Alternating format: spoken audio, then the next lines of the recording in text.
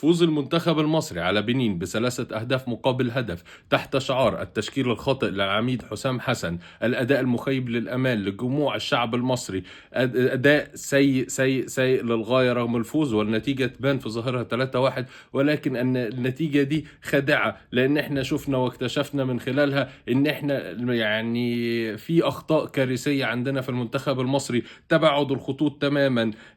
محمد صلاح كان بصراحة من أسوأ المباريات رغم أنه فاز يعني بجائزة أفضل رجل في المباراة في الآخر، ولكن الصراحة يعني أداء مخيب للأمال، خطة غلط خالص. إشراك من البداية إبراهيم عادل كان إشراك خاطئ من جانب حسام حسن. الخطة والمهاجم الوهمي ما اتعملتش في أفضل صورة. يمكن جاء تعديل في الشوط الثاني وده يمكن اللي أدى شوية إلى تحسن الأداء نسبيا لأن كان عندنا تباعد خطوط. ولو ركزنا يا جماعة المنتخب المصري كمان اللعيبة ما كانتش بتتحرك، يعني كان في زون ديفنس من لاعبي المنتخب بتاع بنين، ولكن انت ما قدرتش ان انت حتى تتحرك من غير كورة عشان تخلق حلول. التسديدات كانت سيئة جدا جدا جدا، ما فيش تسديدات في الشوط الاول يمكن بخلاف الشوط الثاني اللي يمكن حاول اكتر من مرة. امام عاشور بصراحة الواحد محبط للغاية، اسوأ مباراة من وجهة نظري لحسام حسن. هنتكلم باستفاضة يمكن في اللايفات المتلاحة مع كابتن حاتم واخواتنا،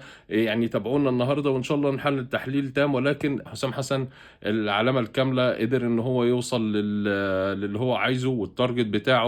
ما نقدرش ان احنا نعيب في الراجل طول ما هو بيوصل، ولكن بنتمنى الافضل لان ده لصالح منتخب مصر. وعايزين نقول طبعا يعني ربنا يشفي محمد حمدي اللي تعرض لقطع بالرباط الصليبي، وان شاء الله يرجع للملاعب في اسرع وقت، وباذن الله نطمن عليه ونشوفكم تاني على خير.